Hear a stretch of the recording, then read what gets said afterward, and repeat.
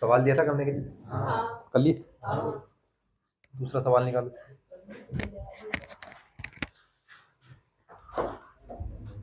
समांतर श्रेणी पढ़ रहे हैं।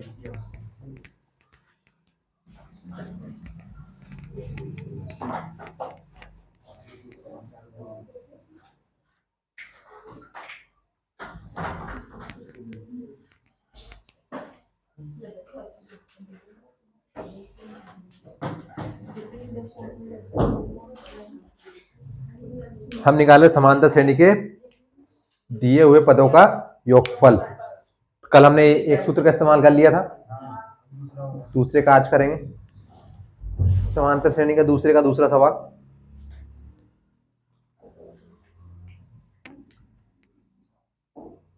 दूसरे का दूसरा सवाल बोलो तो क्या लिखा? 34 प्लस 32 32 प्लस 30 10। हाँ भैया, सवाल से क्या समझे आप? कल हमारे पास सवाल था, कल तो हमारे पास इस प्रकार के पद लिखे हुए थे। इसमें लिखा था यहाँ तक 15 पदों तक, तो इससे हमने क्या क्या निकाला था? कल इस प्रकार का सवाल था हमारे पास, इससे हमने क्या क्या निकाला था? ए निकाला था, डी निकाला था और एन था। उसके बाद क्या किया था? एसन ज्ञात किया था। कहां से ज्ञात किया था? सूत्र बोलो, सूत्र पूछ रहा हूँ। हाँ बराबर, हाँ n/2 गुणा 2a 2a प्लस डी। ये वाला सूत्र लगाया था हमने। क्यों लगाया था? क्योंकि यहाँ पर हमारे पास क्या था? n का मान था, हमारे पास a का मान था, हमारे पास d का मान था। हमने सीधे सीधे मान रखा था, और यहाँ पर क्या n का मान क्या था? यहाँ पर 15 था, तो हमने सीधे सीधे क्या किया था? 15 पदों का योगफल ज्ञात कर लिया था। अब इस सवाल से हमें पहले ये की शब्दावली निकालनी पड़ेगी। तो बताओ सवाल को देखो, हमें क्या क्या दिया। बेसिकली हमें कुछ नहीं करना, समांतर श्रेणी होगी हमारे पास, समांतर श्रेणी के पदों का योगफल ज्ञात करना। अब चूंकि समांतर श्रेणी में पद तो निश्चित होते नहीं कि सभी सवाल में 5-5 पद होंगे। जैसे मान लिया जाए समांतर श्रेणी सिर्फ इतनी बड़ी होती कि 10, 20, 30, 40 और 50 मान लो, इससे 5 पद होते हैं। अब ठीक है, अब इसका योगफल निकालना हो तो हम सीधे सीधे से निकाल सकते हैं कि 10, 20, 30, 40 और 50, इनका सबका क्या कर दो? योग कर दो सीधे सीधे, तो हमें सूत्र नहीं लगाना पड़ेगा। लेकिन अब समांतर श्रेणी में पदों की संख्या निश्चित होती नहीं, किसी में 100 पद आ जाए, किसी में 1000 पद आ जाए। तो कुछ महान गणितज्ञ थे जिन्होंने सूत्र बना दिया, सूत्र का निर्माण कर दिया। एक सूत्र बनाया ये, और एक और सूत्र बना दिया छोटा सा, n/2 a प्लस l। अब सिर्फ हमें पता लगाना है कि कौन से सवाल में कौन सा वाला सूत्र इस्तेमाल होगा। तो एक सूत्र ये भी है, एक सूत्र ये भी है, दोनों से कोई से सूत्र रख दो आप सवाल में, मान आपका समान आना है, क्योंकि दोनों समांतर श्रेणी के योगफल ज्ञात करने का सूत्र होता है। भैया बताओ, हमें समांतर श्रेणी का योग निकालना, योगफल निकालना, तो बताओ हमारे पास क्या क्या है? ए कितना है? क्या है? इतना है ए 34, डी 2, एन 10। हाँ, ऐसे ज्ञात करना। भैया आपको कैसे पता चल गया कि यहाँ पर एन आपका 10 है? तो यहाँ पर ऐसा लिखा है कि 10 पदों तक। पिछले सवाल में लिखा था, पहले सवाल, सारे सवालों में से लिखा था 10 पदों तक। यहाँ पर तो सारे क्या हुए? प्लस करके लगे हुए। यहाँ पर देखो सवाल बिल्कुल अलग है आपका सवाल। पहली बात कि आपने डी का मान कितना बताया? 2 बताया। पहली बात आपका डी का मान 2 नहीं आएगा, कितना आएगा? दूसरा पद माइनस पहला पद होता है, या तीसरा पद माइनस दूसरा पद, क्योंकि 3 ही पद है हमारे पास। दूसरा पद कितना है? 32 माइनस पहला पद कितना है? 34, प्लस माइनस क्या होता है? माइनस। तो भैया 34 में से 32 जाएगा, कितना बचेगा? 2। बड़ी संख्या माइनस की है, तो डी कितना आएगा? माइनस का 2 आएगा। पहली बात तो ये, हर चमकती चीज सोना नहीं होती, उसकी तरह ध्यान रखना है आपको कि भैया ऐसा थोड़ी कि जो हम सोच लेंगे वही डी का मान आएगा। देखो ना यार, समांतर श्रेणी उल्टी चल रही। 34 के बाद 32 आया तो क्या किया होगा? 2 घटाया होगा। अब मान लो प्लस का 2 हुआ, तो फिर यहाँ पर कितना होना था? 36 होना था, लेकिन 36 नहीं है, यहाँ पर कितना है? 32 है, यानी कि 2 घटाया है। यहाँ पर ए का मान है आपका 34, डी का मान दिया आपको -2। लाइट भी अभी चली जाए। अभी सवाल में क्या आपके पास एन का मान है क्या? एन का मान आपके पास सवाल में नहीं है। पहले सवाल देखो, पहले सवाल में 4 सवाल दिए, सभी में क्या लिखा था? 10 पदों तक, 11 पदों तक, 100 पदों तक लिखा था। यहाँ पर ऐसा कुछ नहीं है, यानी कि यहाँ पर कुल मिलाकर आपकी जो समांतर श्रेणी है ना, जो मैंने अभी यहाँ पे लिखा था, तो इसको ऐसा लिख दिया उन्होंने 10 प्लस 20 प्लस 30 प्लस 40 प्लस 50। सीधे सीधे उन्होंने ये नहीं लिखा कि इनका योगफल ज्ञात कीजिए, सीधे क्या कर दिया, सभी को प्लस में लिख दिया। अब देखिए यहाँ पर बहुत सारे पद है, अब मैं इसी समांतर श्रेणी को इस प्रकार लिख सकता हूँ कि मैंने यहाँ पर प्लस लगा दिया, डॉट डॉट डॉट डॉट। तो इसमें कुछ अंतर है क्या? नहीं। तो क्या अब इस समांतर श्रेणी से हमारी ये 50 को एन का मान लें क्या? यहाँ पर तो इसमें एन का मान कितना आएगा? इसमें 30 आएगा, उसके बाद क्या आएगा? प्लस का 40। तो कितने पद है यहाँ पर? 1 2 3 4 5। तो अब यहाँ पर हमारे पास क्या एन का मान है क्या? तो जब भी आप समांतर श्रेणी का योगफल निकालो तो ऐसे एन को हम किससे दर्शाते हैं? एपी का योग। देखो कुछ नहीं है, भारी भरकम चीज कुछ नहीं। समांतर श्रेणी के योग को हम किससे दर्शाते हैं? एसएन से। उसके बाद पदों का योग क्या होता है? पदों का योग क्या होता है? एन क्या होता है? पदों का योग। तो बोल तो दिया करो, पदों का योग क्या होता है आपका? एन। उसका एपी का योग को हम किससे दर्शाते हैं? एसएन से। तो जब भी आप समांतर श्रेणी का योग निकालो तो या तो आपके पास पूरा पदों का योग होना चाहिए, यहां से यहां तक इनका मान कितना आएगा, या तो उसका मान होना चाहिए, या फिर पदों की संख्या है ना, या तो आपके पास पदों की संख्या होनी चाहिए, यानी कि एन का मान होना चाहिए। यहां से आपका एन का मान कितना है? 5 ही है ना, 1 2 3 4 5 है। या फिर इन सभी का योग होना चाहिए आपके पास कितना? 10 20 30 30 30 60 40 150। योग आपका 150। तो इन दोनों में से आपके पास एक चीज तो होना ही होना चाहिए, या तो आपके पास एन का मान होना चाहिए या फिर एपी का योग होना चाहिए। समांतर श्रेणी का योग तो हमें निकालना ही है। क्या हमारे पास यहाँ पर एन का मान है क्या? तो जब तक आपके पास सवाल में इन दोनों में से एक का मान नहीं होगा, आप समांतर श्रेणी का योग नहीं निकाल सकते। आपके पास पदों की संख्या तो होना ही चाहिए अगर समांतर श्रेणी का योग निकालना है आपको। तो ध्यान रखना, क्या ध्यान रखोगे कि जब भी एपी का योग निकालना हो, इसमें क्या निकालेंगे हम? एसएन का मान। और एसएन का मान निकालने के लिए आपके पास हमेशा एन का मान होना चाहिए, होना ही चाहिए। अब बताओ कैसे निकालेंगे हम? जो पहले से आ रहा है उनको पता होगा। हमारे पास यहाँ पर नंबर ऑफ टर्म्स नहीं है, एन का मान नहीं है इस सवाल में। एन कितना है यहाँ पर? नहीं है हमारे पास, निकालना पड़ेगा। कहां से निकालेंगे? जब तक हमारे पास एन नहीं होगा हम समांतर श्रेणी का योग नहीं निकाल सकते।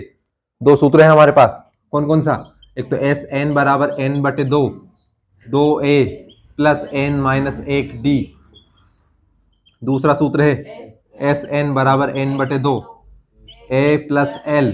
2 समांतर श्रेणी है आपके पास, दोनों से आप कोई से सूत्र रख दो, मान आपका समान आएगा। लेकिन आपके पास पहले एन का मान होना चाहिए, एन का मान होना चाहिए दोनों समांतर श्रेणियों में।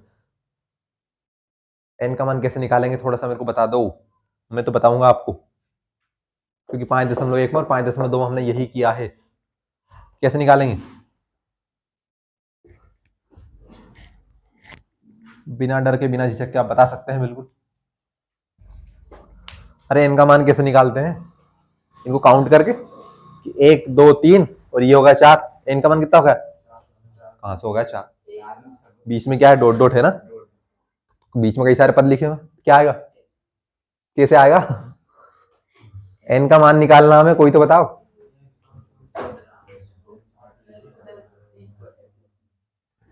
इस सवाल में मेरे को ये बता दो क्या क्या दिया है। ए का मान दिया है, डी दिया है, और क्या दिया है?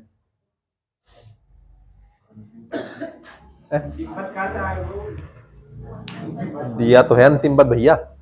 लास्ट में क्या लिखा है? लास्ट में कितना लिखा है? 10। तो क्या 10 को हमें अंतिम पद मान सकते हैं? बिल्कुल मान सकते हैं ना। मैंने आपको फिर से एक समांतर श्रेणी लिख के बताई थी, मैं फिर से लिख दूं। 5 7 9 11 13 15। अब ठीक है, मैंने यहाँ से यहाँ तक इसको डॉट डॉट बना दिया, ये बीच वाले पद को हाइड कर दिया मैंने। तो इसका पहला पद कितना होगा? 5 हो जाएगा। डी यहाँ से कितना हो जाएगा? 7 में से 5 घटा देंगे 2 बच जाएगा। 15 क्या है यहाँ पर? अंतिम पद है ना। तो भैया यहाँ पर लास्ट में क्या लिखा है? 10 लिखा है। तो क्या हम 10 को मान सकते हैं कि अंतिम पद है? मान सकते हैं। तो आवाज क्यों नहीं आ रही आपकी? यहाँ पर 10 का अंतिम पद है क्या? तो करो हाँ, थोड़ी तेज करो हाँ। अब भैया अंतिम पद को हम कैसे लिखते हैं? या तो एल से लिखते हैं या फिर ए एन से लिखते हैं। अब हमारे पास एल या फिर ए एन का एक सूत्र होता है, बोलो। एस एन एन बटे 2। मैं किसका सूत्र पूछ रहा हूँ? हाँ, तो अंतिम पद का।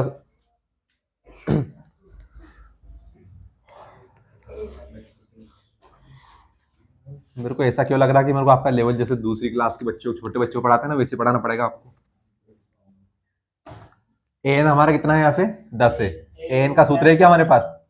ए प्लस एन माइनस 1 डी है क्या? अब मैंने आपसे कहा कि आप अंतिम पद को ए एन का हो या एल का हो, बात तो एक ही। तो चूंकि यहाँ पर हमारे एक सवाल में एक छोटा वाला सूत्र है, उसमें हम एन को क्या लिखते हैं? एन को क्या लिखते हैं उसमें? अरे एक छोटा वाला सूत्र है हमारे पास समांतर श्रेणी का योग ज्ञात करने का, एन बटे 2 ए प्लस एल। इसमें एल क्या है?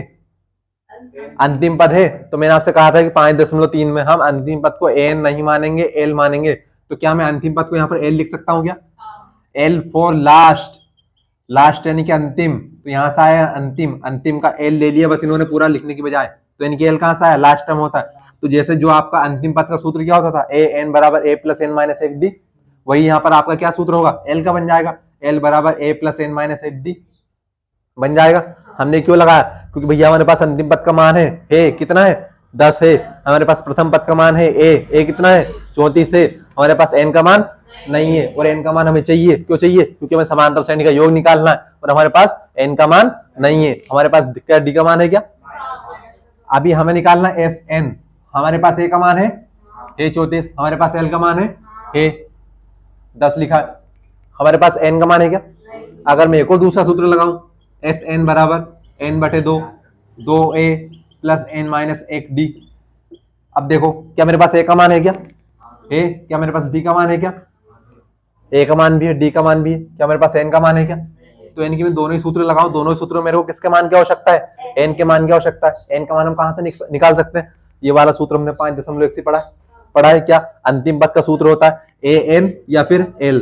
बात एक ही, ए एन हमने उसको माना था प्रश्न वाली 5.1 और 2 में। यहाँ पर हम किसको मानेंगे? एल को मान लो। एल क्यों मानो? क्योंकि यहाँ पर ये एल आ रहा है इस वाले छोटे वाले सूत्र में, इसलिए। तो भैया हमने एल का लास्ट पद का सूत्र लगाया, ए प्लस एन माइनस 1 डी। क्यों लगाया? क्योंकि हमें एन का मान निकालना है। तो अंतिम पद कितना है? 10 बराबर ए का मान 34 प्लस एन माइनस 1, डी का मान कितना? माइनस का 2। 34 इस तरफ प्लस इस तरफ आकर 10 माइनस 34 बराबर एन माइनस 1 गुणा का माइनस 2 प्लस माइनस प्लस 34 में से 10 गया, कितना बचेगा? माइनस का 24, बड़ी संख्या माइनस की। ये माइनस का 2 इस तरफ गुणा में, इस तरफ कहाँ जाएगा? भाग में गया। बराबर कितना बचा? एन माइनस 1, माइनस से गया माइनस 2 एकम 2 और 2 दूने 4। तो एन माइनस 1 का मान कितना बच गया? 12 बच गया। ये 1 माइनस का उस तरफ जाकर 12 प्लस 1। तो क्या हमारे पास अब एन का मान आ गया? क्या हमारे पास सब कुछ है अब? तो क्या हम समांतर श्रेणी का योग निकाल सकते हैं? तो निकाल लो बस। तो हम छोटा वाला सूत्र लगाएंगे। अब छोटा वाला सूत्र क्यों लगाएंगे? क्योंकि हमारे पास क्या है इस वाले सवाल में? एल का मान दिया है। एल का मान है नहीं हमारे पास यहाँ पर? एल का मान है। अच्छा भैया,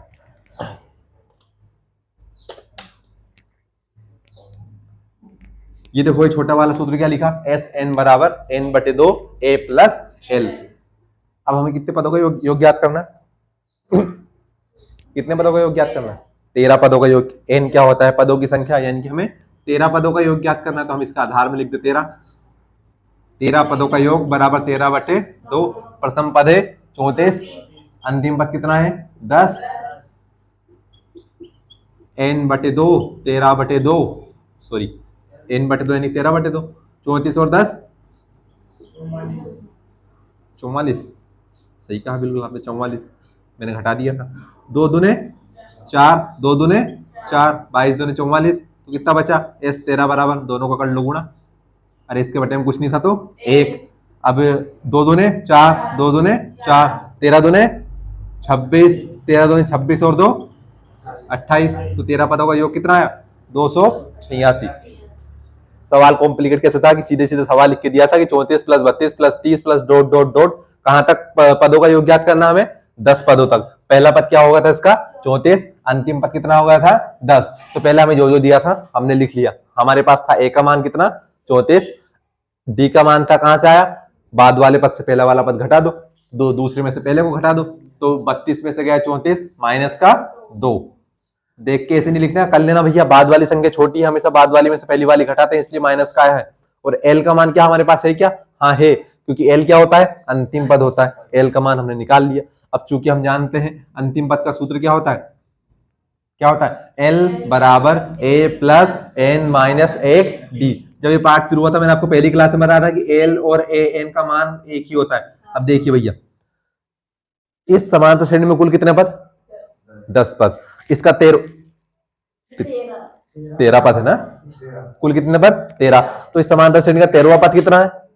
10 है। तो मैं इसको ऐसे भी लिख सकता हूँ, समांतर श्रेणी का 13वां पद। ठीक है। इस समांतर श्रेणी का अंतिम पद कितना है? 10। तो मैं इस समांतर श्रेणी को ऐसे भी लिख सकता हूँ, एल बराबर कितना है? 10। या फिर 13वां पद भी इसका कितना है? 10। तो बात तो एक ही हुई ना। अंतिम पद कितना होगा? 10। लास्ट टर्म या फिर 13वां पद कितना होगा? 10। तो जहां पर हमारे पास एन का मान होता है हम उसको ए एन लिख लेते हैं। एन का मान नहीं तो हमने क्या लिख लिया? उसको एल लिख लिया। एल का सूत्र लगाया, इससे क्या निकाला? पदों की संख्या। क्योंकि जब भी हमें समांतर श्रेणी का योग ज्ञात करना होगा, अगर हमारे पास पदों की संख्या नहीं होगी तो हम योग कितना का निकालेंगे? अब सोचो हमारे पास यहाँ पर एन का मान नहीं है, ठीक है।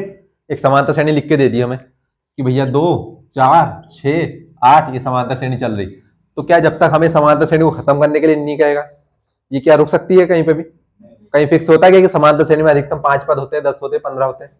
हमें पता नहीं चलेगा। तो हमें उसको बताना पड़ेगा कि भैया इस समांतर श्रेणी के कितने पदों का मान निकालो, तो हमें एन का मान देगा।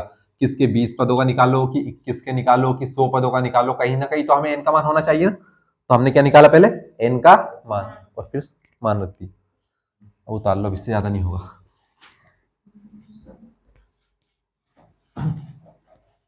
सोचो आप कितने दिन से, कितने दिन हो गए मेरे हिसाब से? कम 12 दिन तो हो गए इससे एक्सरसाइज को चलते हुए। एक्सरसाइज को नहीं, इस पाठ को चलते हुए, समांतर श्रेणी को चलते हुए। लेकिन अभी आपको एन का मान निकालना नहीं आया। क्या बताया अब आपको, ये बताओ आप।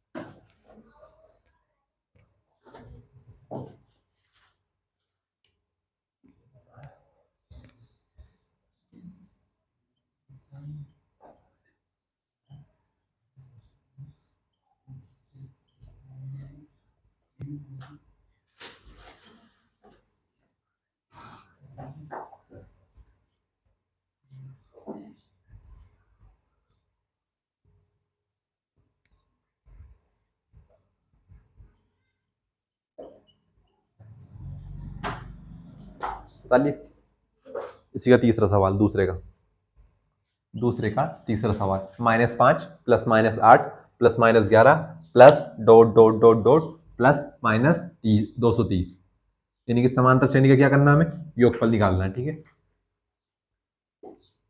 क्या क्या दिया सवाल में बताओ तो।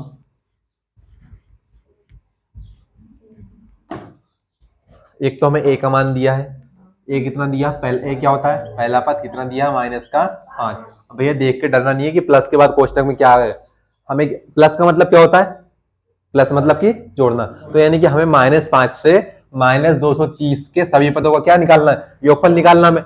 अब योगफल निकालने के लिए सभी जो पद दिए, पहला पद, दूसरा पद, तीसरा पद, सभी पद काय में, माइनस में, तो ये जो समांतर श्रेणी काय में चल रही, माइनस में चल रही, लेकिन क्या माइनस वाली संख्याओं का प्लस नहीं होता, क्या होता है, यानी कि तो बहुत सारे पद हैं हमारे पास, माइनस वाले, उन सभी का क्या निकालना, हमें योगफल निकालना है, कि यहां से यहां तक पूरे समांतर श्रेणी का योगफल निकाल लो।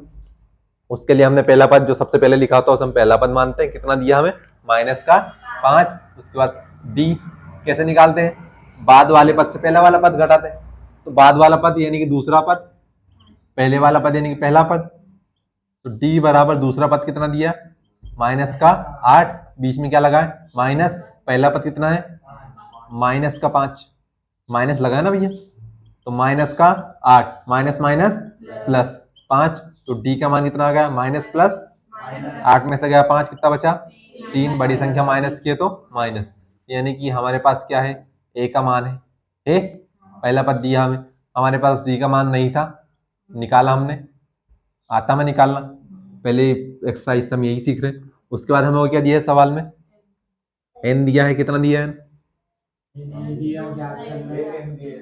नहीं दिया है हमें, एल दिया है, कितना दिया है, -230। भैया इन सभी को उन्होंने कोष्टक में इसलिए बंद किया क्योंकि प्लस के बाद माइनस आ रहा है, तो यानी प्लस के बाद माइनस वाली संख्या, यानी कि हमारा लास्ट पद कितना हो गया, एल हो गया। अब हमारे पास इस सवाल में ए है, डी है, एल है, हमें समांतर श्रेणी का योग निकालना है, कहां से कहां तक, -5 से -230 तक, क्या हम निकाल सकते हैं क्या, कैसे निकाल सकते हैं, मैं योग निकालने की बात कर रहा हूं, योग नहीं निकाल सकते हम, क्यों नहीं निकाल सकते, क्योंकि उन्होंने हमसे नहीं कहा कि उनकी कितने पद हैं यहाँ से यहाँ तक, पहले हमें क्या बताना पड़ेगा, उनको बताना पड़ेगा। देखिए इस तो हम निकाल सकते हैं कि यहाँ से यहाँ तक पूरी समांतर श्रेणी बनाओ, तो फिर उसका योग निकाल लेंगे हम, कि -5 में -8 जोड़ो, फिर -11 जोड़ो, फिर -14 आएगा, -17 आएगा, -20 आएगा, -23 आएगा, लेकिन क्या -230 तक ऐसे समांतर श्रेणी बनाएंगे, क्या हम नहीं बनाएंगे। तो छोटा सा हमारा एक सूत्र होता है, कौन सा होता है, जब हम अंतिम पद दिया हो तो SN बराबर n/2 a प्लस एल, लेकिन ये छोटा सा सूत्र लगाने के लिए हमारे पास पदों की संख्या भी होनी चाहिए, जो कि हमारे पास नहीं है, तो हम क्या करेंगे, हम जानते हैं, चूंकि सिंस हम जानते हैं एल बराबर क्या होता है, a प्लस n-1 डी, भैया हमें निकालना तो समांतर श्रेणी का योग है, तो फिर अंतिम पद का सूत्र क्यों लगाया, क्योंकि हम इस वाले सूत्र से n का मान, नंबर ऑफ टर्म्स, पदों की संख्या निकाल सकते हैं। तो हमें एल का मान दिया है कितना, -230, ए का मान दिया कितना, -5, ए दिया है, ए लिखा है मैंने क्लियर, उसे डब्बे में भी बंद किया है, अचार वाला डब्बा नहीं है, कोष्टक बनाया देखो आप, ये लिखा ना ए होता प्रथम पद, फिर आपको इतना भी समझ में नहीं आएगा तो फिर मैं इसको ऐसे लिखूंगा, प्रथम पद,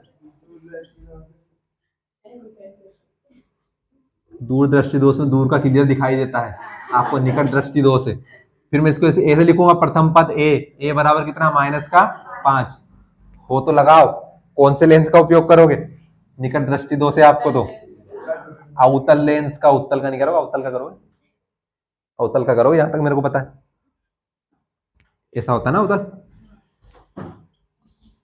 ये प्रकाश किरणों को फैलाता है, क्योंकि अभी आपको निकट का दिखाई देता है, तो जो भी आपके आंख के ऊपर प्रकाश पड़ रहा है यहीं पर पड़ रहा है, तो उसको फैलाना है आपको, हम विज्ञान नहीं पढ़ रहे, हम गणित पढ़ रहे, छोड़ो। तो हमें अंतिम पद का सूत्र क्या है, एल का मान दिया -30, ये लिखा एल -30 बराबर बराबर ए, ये देखो ध्यान से, ये लिखा -5, डी का मान भी -3 है, -1, डी का मान कितना, -3। तो माइनस का 230, ये माइनस का इस तरफ आकर प्लस बराबर n -1। तो ऐसा कैसा, डी का मान हमें दिया था -3। ध्यान रखना माइनस वाली संख्या को अगर आ जाए तो कोष्टक के अंदर रखना है उसको। माइनस प्लस क्या होता है, -230 में से 5 जाएंगे, कितने बचेंगे, 225 बचेंगे, माइनस के बचेंगे। ये 3 गुणा में है इस तरफ, -3 इस तरफ का जाएगा भाग में। अब कोई ये मत करना कि माइनस का इस तरफ आकर प्लस हो जाएगा, वो गुणा में है तो ध्यान रखना उसका। माइनस से माइनस गया, 3 सते 21, 22 में से गए 21, कितने बचे, 1 बचा, 1 और 5 कितने हो गए, 6 नहीं 15, 3 5 15। तो 225 को हमने 3 से डिवाइड किया, भाग दिया, कितना बचा, 75। तो n -1 बराबर कितना आ गया, 75। ये -1 उस तरफ जाकर काय का हो जाएगा, तो 75 + 1 हो जाएगा। 75 + 1 कितने होते हैं, अरे वाह 76 हो गया आपका। तो आधो को 75, आधो को 76, तो n बराबर कितना आ गया, 76 आ गया। ये क्या हुआ भैया, क्या आया ये आ गए पदों की संख्या। अब एक समांतर श्रेणी दी हुई है हमें -5 से -230 तक, तो हमें पता चल गया इसमें यहाँ से यहाँ तक कुल कितने पद है, 76 पद। अब अगर हम सूत्र का इस्तेमाल ना करें तो हमें क्या निकालने पड़ेंगे, पहले अलग अलग 76 पद निकालने पड़ेंगे। हमें सिर्फ कितने पद दिए, 4 पद दिए। 72 में से गए 4, कितने बचेंगे, सॉरी 76 में से गए 4, 72 पद। 72 पद आपको निकालने पड़ेंगे अगर तब जब आप सूत्र का इस्तेमाल ना करो। लेकिन देखो बनाने वालों ने कितना आसान काम कर दिया आपका, सीधे सीधे क्या रखो, सूत्र का मान रखो। हाँ भैया कितना आ गया इनका मान, 76 आ गया। तो यानी कि 76 पदों का योग, यानी कि 76/2। देखो गणित भी कर्सिव चल रही है हमारी, कर्सिव राइटिंग चौथे प्रकार की एबीसीडी, सॉरी तीसरे प्रकार की एबीसीडी। ए का मान कितना, ए का मान दिया हमें -5 प्लस एल का मान कितना दिया हमें, तो -का 230। अब ध्यान रखना कोष्टक के अंदर कोष्टक आ गए तो बड़ा, पहला वाला कोष्टक बड़ा बनाना है आपको। एस 76 में तो यहाँ मिटा भी सकता हूँ मारकर कुछ हिस्से देखो, लेकिन आप नहीं मिटा पाओगे, आपको ऐसे करनी पड़ेगी काटा पीटी। तो अब ध्यान रखना 76 पदों का योग बराबर 2 तिया 6, 7 में से गया 6, कितना बचा, 1 बचा। अरे पहले ये बताओ 1 बचा, 1 और 6 हुआ 16, 2 8 16। बहुत तेज हो आप, मेरे को पता है।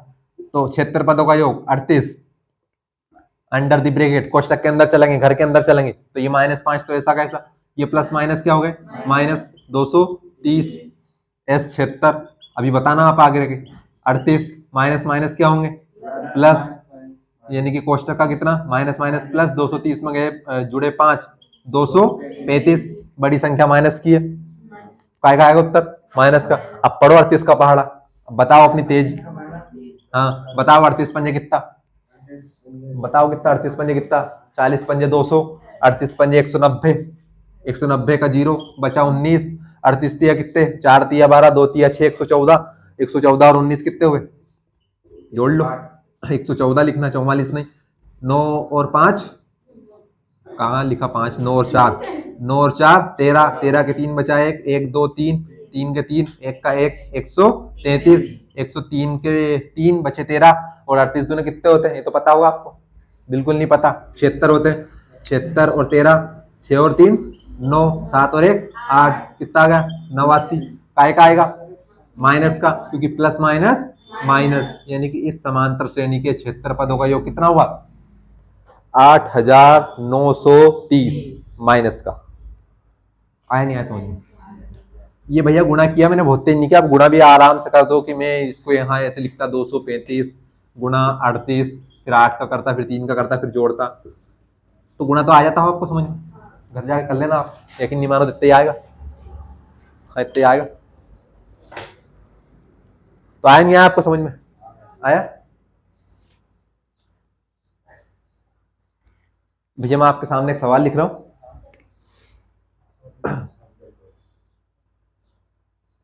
ए बराबर 5, डी बराबर 3, एन बराबर 50।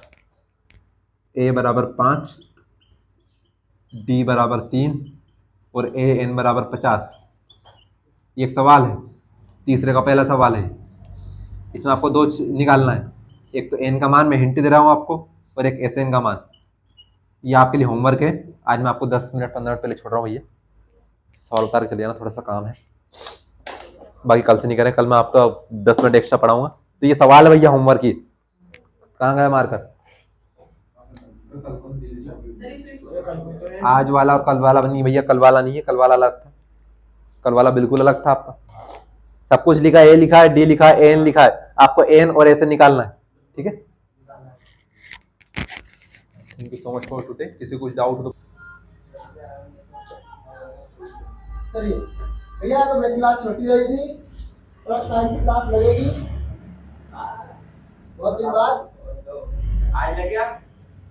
अरे यार तो जल्दी काम था क्या?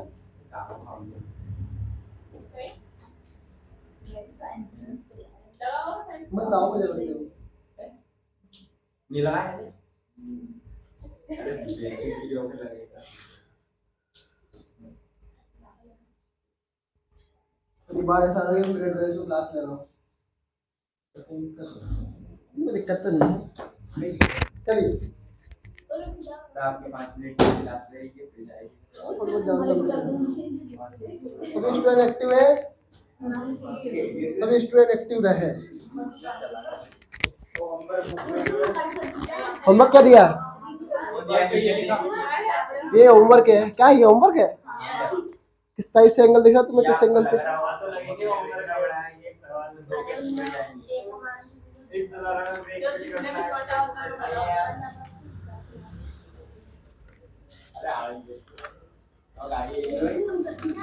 अबे नहीं आई मेरी गाड़ी वाली। अगली हेडिंग है, देखो हेडिंग लिखो भैया, चलो लिखो जल्दी।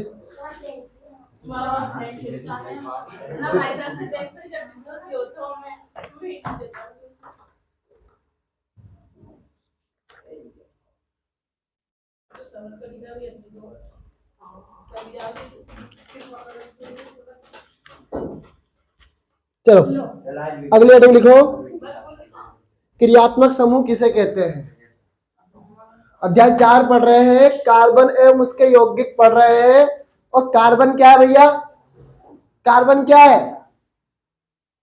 बताओ? कार्बन क्या है? कार्बन एक धातु है।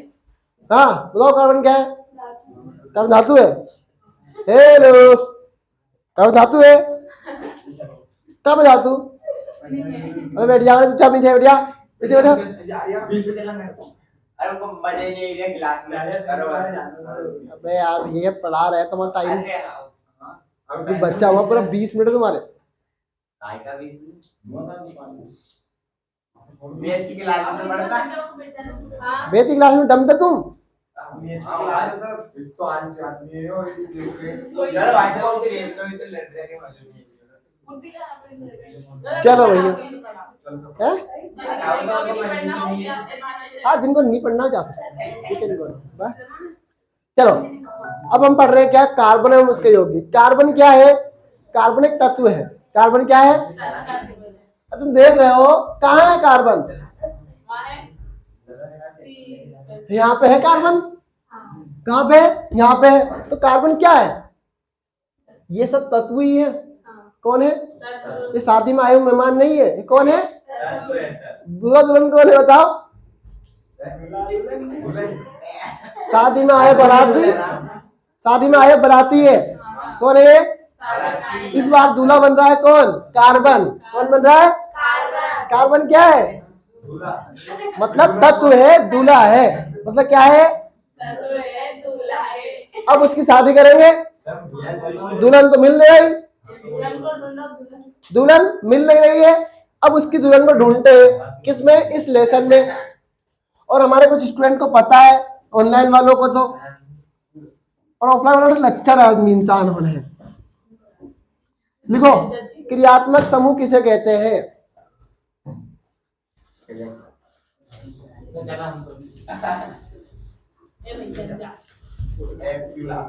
Happy birthday to you. आराम से आना। 200 रुपये बाकी तुम दोगे यार? 100 रुपये बाकी है ना?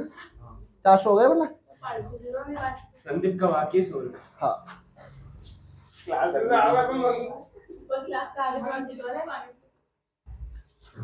वो ये खिसक लिया, देखो टाइम से, तुम तो पढ़ो। चलो क्रियात्मक समूह किसे कहते हैं? हेडिंग लिखना है, सभी स्टूडेंट को लिखना है, इसमें कोई शक नहीं है। बहुत बेहतरीन, लाजवाब, पढ़ते रहिए, मुस्कुराते रहिए। कहाँ गया मार्कर? कहाँ? ये भी तो मार्कर ही है। सर मार्कर ले गए क्या? ये तो एक ही मार्कर है, ब्लैक मार्कर। कहाँ है? सर लगेगा जेब में यार। कहाँ रख के गए बताओ ना फिर। अब देखो क्रियात्मक समूह किसे कहते हैं, हेडिंग लिखना है ऐसे। या तो भी हिंदी लिखनी नहीं आती होगी। अब तुमने एक चीज देखी होगी कि अल्कोहल, क्या बोला?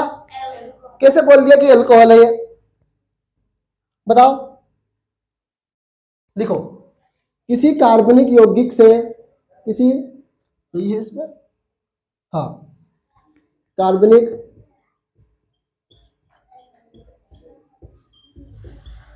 यौगिक में विशिष्ट प्रकार से जुड़ा, विशिष्ट प्रकार से जुड़ा समूह, विशिष्ट प्रकार से जुड़ा हुआ समूह या परमाणु क्या कहलाता है? क्रियात्मक समूह कहलाता है। समझा देंगे भैया।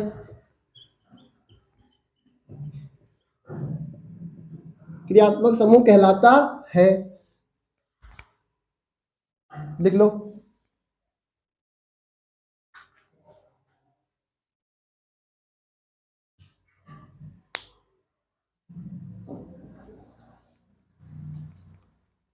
अब जैसे एग्जांपल लिखो भैया,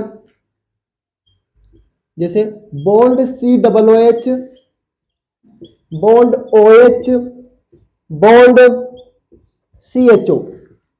अब बताओ ये क्या है? COOH क्या है? पढ़ाया है, पढ़ाया है मैंने। COOH क्या है? क्या है?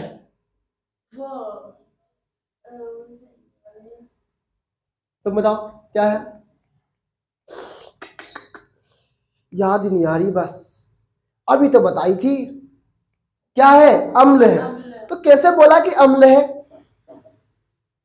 इसके जुड़ने के बाद ही बोला ना कि अम्ल है।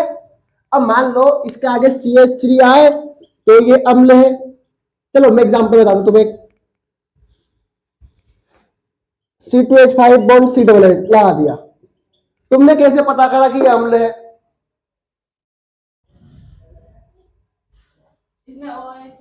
COOH है ना? कौन है ये? COOH है, मतलब कौन है ये? अम्ल है। ये OH आए मतलब अल्कोहल है, और CHO आए मतलब क्या है? ये एल्डिहाइड है। अब तुम खुद पता करोगे, देखना मैंने, देखना हो। CH3CHO, CH3OH, C2H5 bond COOH। बताओ कौन अम्ल है, कौन एल्डिहाइड है, कौन अल्कोहल है? कौन अम्ल है? COOH अम्ल है। ये अम्ल है। ये कौन है? अल्कोहल। ये कौन है? ये कौन? एल्डिहाइड। इनके लगने के बाद तुमने पता किया कि एल्डिहाइड है, ये अल्कोहल है, ये अम्ल है। अगर ये ना होते तो, अगर ये ना होते तुम पता कर पाते क्या कि कौन अल्कोहल है, कौन अम्ल है, कौन क्या एल्डिहाइड है? नहीं कर पाते ना। तो ये क्या कर रहे हैं? किसी कार्बनिक यौगिक, कार्बनिक यौगिक कौन? C2H5, CH3, C2H5, ये कौन है? कार्बनिक यौगिक है। ये C3H7, जब गिनती याद रखना, CH3 मेथिल होता है, C2H5 एथिल होता है, C3H7 प्रोपिल होता है, ये आगे आएगा अपने उसमें। C4H9 ब्यूटिल होता है, C5H11 पेंटिल होता है। 5 तक की गिनती हमें याद रखनी है, 10वीं तक यही आती है। तो ये 5 तक गिनती हमें जब भी याद रखनी है। अब इसमें कार्बन आया कि नहीं आया? कार्बन है कि नहीं है? दूल्हा कौन है? हाइड्रोजन क्या है? दुल्हन है। कौन है? हाइड्रोजन अब 7 फेरे हुए तो बोला मेथिल, क्या बोला इनको? 7 दिन बाद बोलते हैं जोड़ा बन गया, तो जोड़ा कौन है? मेथिल। C2H5 इस बार 2 दूल्हे आ गए, 5 दुल्हन, क्या हुआ? एथिल।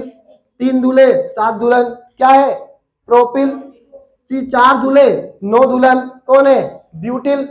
5 दूल्हे और 11 दुल्हन, कौन है? पेंटिल। कौन है? मतलब दूल्हों की संख्या से तुम पता कर रहे हो कि 5 है, 4 है तो मतलब ब्यूटिल है, 3 है तो प्रोपिल है, 2 है तो एथिल है और 1 है तो मेथिल है। 1 है तो क्या है? अब सभी में कार्बन आया कि नहीं आया? बताओ, सभी में कार्बन आया कि नहीं आया? आया है। तो क्या बोला इन्हें? कार्बनिक यौगिक। क्या है? कार्बनिक। अब इसमें विशिष्ट प्रकार से जुड़ा समूह, ये COOH क्या है? विशिष्ट प्रकार से जुड़ा हुआ है। CHO क्या है? विशिष्ट प्रकार से जुड़ा हुआ है। क्या कहलाता है? क्रियात्मक समूह। तो ये कौन है भैया? ये कौन है? कौन है ये? क्रियात्मक समूह है। कौन है ये? जिनसे हम पता कर रहे हैं कि कौन क्या है। इन्हें नहीं लिखना है आपको, क्योंकि तो आपको यहां तक कहानी खत्म हो गई थी। क्रियात्मक समूह, ठीक, डाल लो जल्दी। पेपर में आया क्वेश्चन है ये, क्रियात्मक समूह क्या है?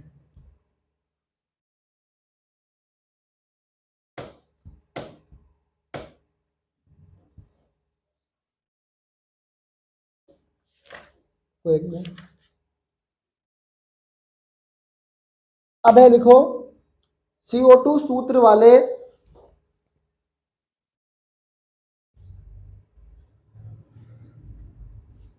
हेडिंग है CO2 सूत्र वाले, लिखो, सभी लिखेंगे, ऑनलाइन वाले भी। CO2 सूत्र वाले कार्बन डाइऑक्साइड की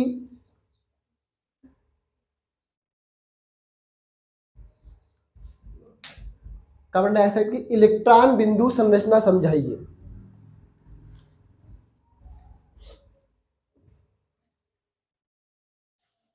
इलेक्ट्रॉन बिंदु संरचना समझाइए।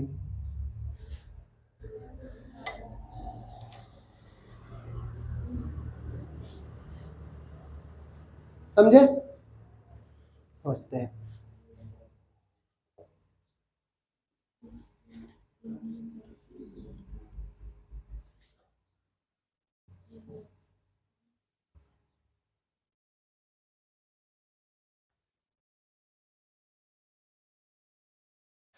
पढ़े?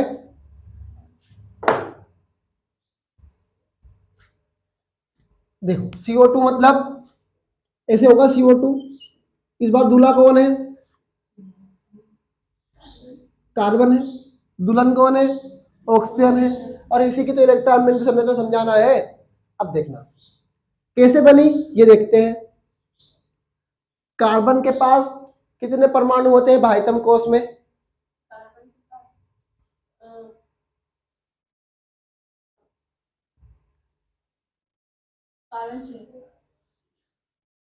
ऐसे होता, कितना हुआ? 2 4 ऐसे आया था, पढ़ाया सकता, कभी याद है? जीवन में है कि नहीं है याद? अब याद कर लो, तो कितना आया? 4। कितना आया? 4। अब इसकी जो 4 बाह्यतम कोश में जो इलेक्ट्रॉन आते हैं, इन्हें हम कार्बन के साथ बनाते हैं। ऐसे 2 तो इधर बना दिए, 2 इधर बना दिए, है 4। 1 2 3 और 1 ये 4। अब बनाना किसके? अपने को ऑक्सीजन की। किसकी बनाना है? ऑक्सीजन की। कितने ऑक्सीजन के पास? 8। कितने हैं? 8। अब देखना 2 और ये 6, कितने हैं ये? 6। एक ऑक्सीजन के पास 6 है, इधर बना ले अपन ऑक्सीजन का 2, ऐसे 6 2 2 4 2 6। ये बिंदी क्या है? इलेक्ट्रॉन बिंदु संरचना है। क्या है ये बिंदिया? अब ऑक्सीजन कितने हैं? 2 ऑक्सीजन है। कितने हैं? तो इधर बना ले भैया एक बार और।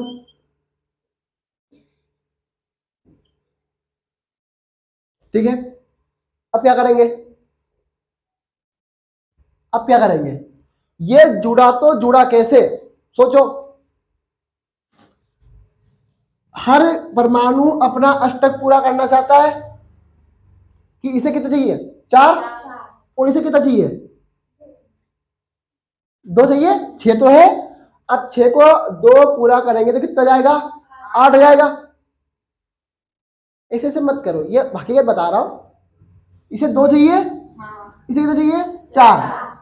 अब देखो, मान लो ये कार्बन से 2 इलेक्ट्रॉन ले लेगा, कितना होगा इसके पास? अब ये 2 आ गए। अब गिनो कितने हैं? 2 तो 4, 4 तो 6 और 2 8। इधर का देखें, इधर का देखें, देखना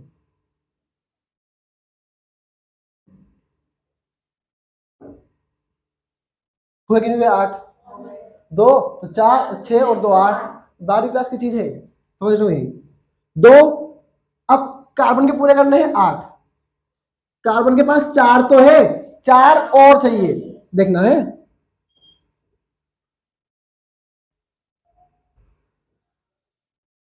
हुए कि नहीं हुए 8 पूरे? कार्बन कार्बन कार्बन का देखो बस, तुम्हें ऑक्सीजन से मतलब नहीं, यहाँ पे तुम्हें किससे मतलब है? सिर्फ कार्बन कार्बन से।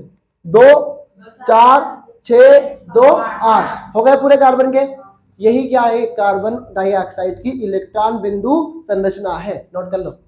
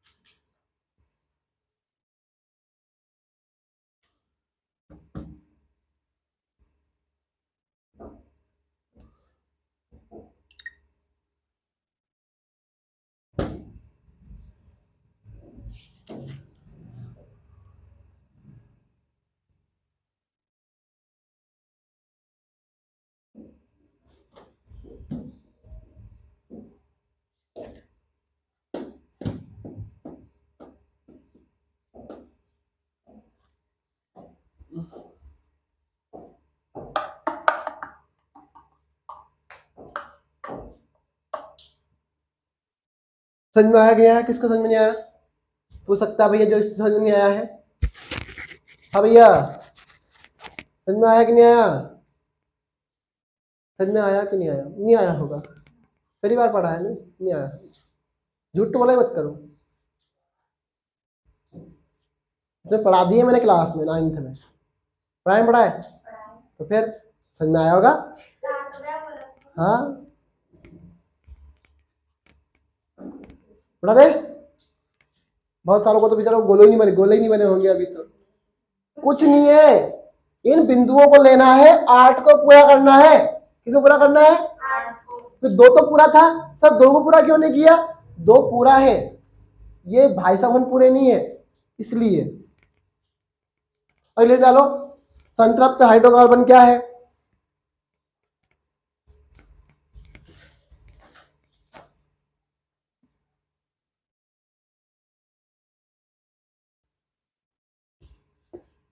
हमें इतने साइंस मिक्स हो गया। संतृप्त हाइड्रोकार्बन,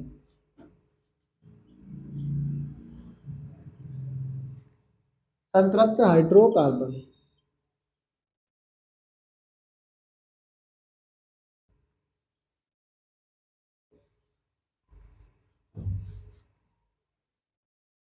ऐसे हाइड्रोकार्बन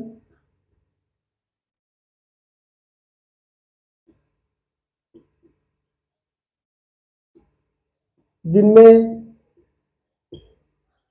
कार्बन कार्बन के बीच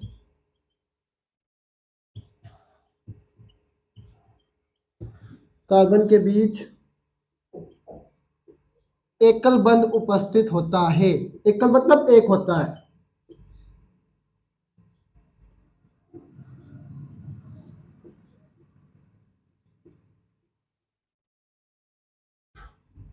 एकल बंध उपस्थित होता है।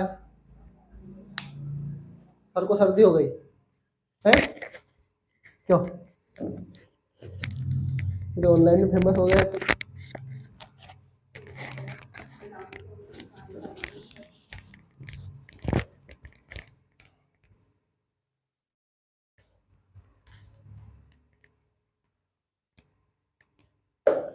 कार्बन कार्बन के बीच क्या होता है भैया, एकल बंध उपस्थित होता है।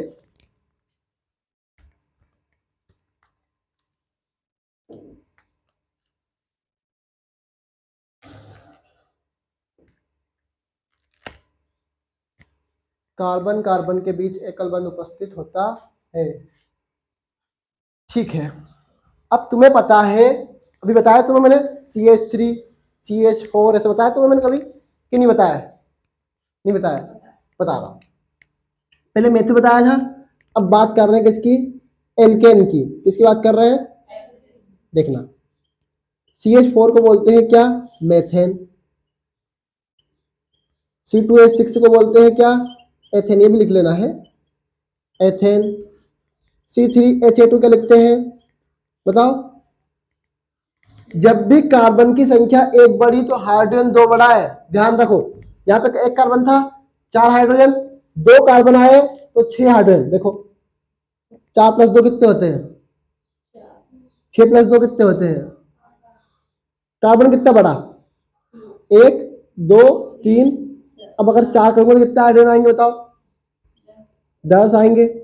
5 करूंगा तो 12, 6 आएगा तो 14, 7 आएगा तो 16।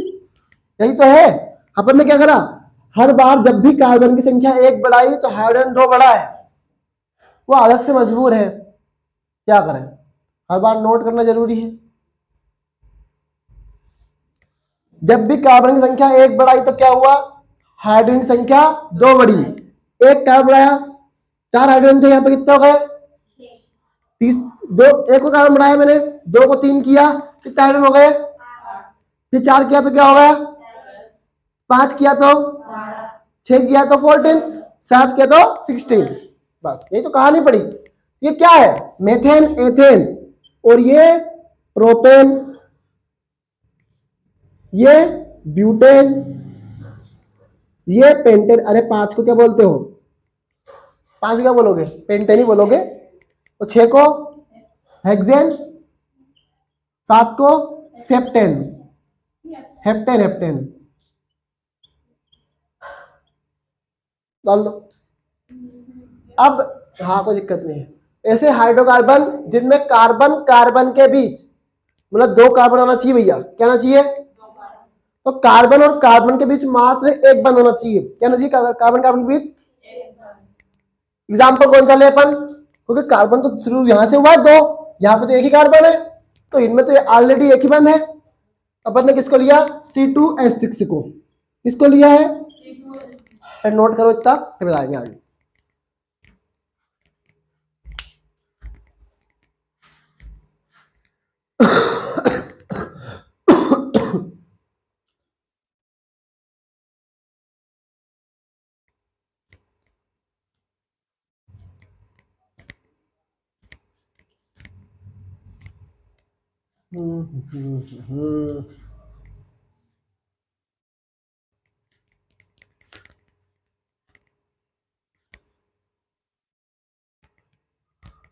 साइंस की क्लास तो आज ही हो गई तुम्हारी, पहले भी ले ली है क्लास साइंस की।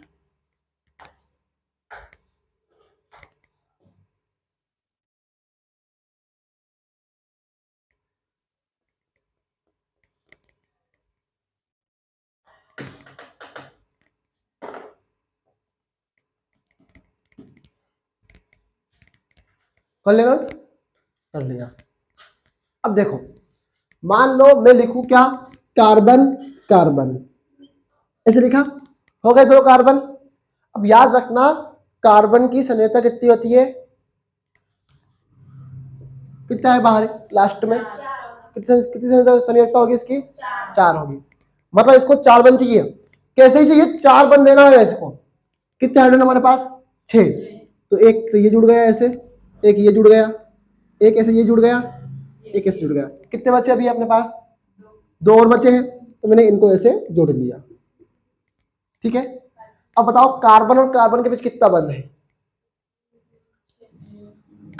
1 2 कहाँ है, कार्बन और कार्बन का बीच बताना बस, कहाँ है 2, कार्बन और ये कार्बन कितना है? ये एक ही है, ये थोड़ी की नहीं है, ये बीच में कहाँ है? ये तो बगल में है। कार्बन और कार्बन के बीच क्या है? एक बंद है, तो वो क्या है? संतृप्त हाइड्रोकार्बन। अब संयोजकता देखे है ना, कितनी है संयोजकता? 4। कितनी है? 1 2 3 और देखिए 4 हो गई पूरी। इसकी संयोजकता पूरी हो गई है। अब इसकी देखेंगे 1 2 3 4, इसकी भी पूरी हो गई। पर हमें संख्या नहीं लिखना है, पर समझाने का पर्पस था वो। बस हमें यह याद रखना है कि कार्बन और कार्बन के बीच जब एकल बंध आता है उसे बोलते हैं क्या? संतृप्त हाइड्रोकार्बन। क्या बोलते हैं उसे?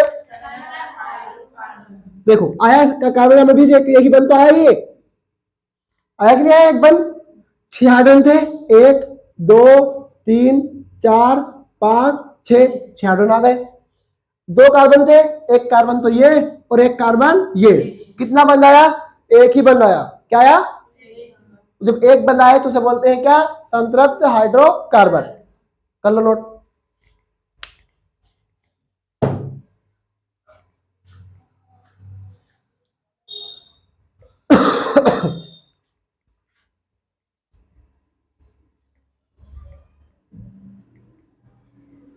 चलो आज के लिए इतना ही। पढ़ते रहिए, मुस्कुराते रहिए। PCR institute always with you. और सभी स्टूडेंट अपने अटेंडेंस लगा के जरूर जाए। All the very best. Thank you so much. आज मेरी क्लास नहीं कम थी इसलिए रख ली है, इसमें ही मिक्स कर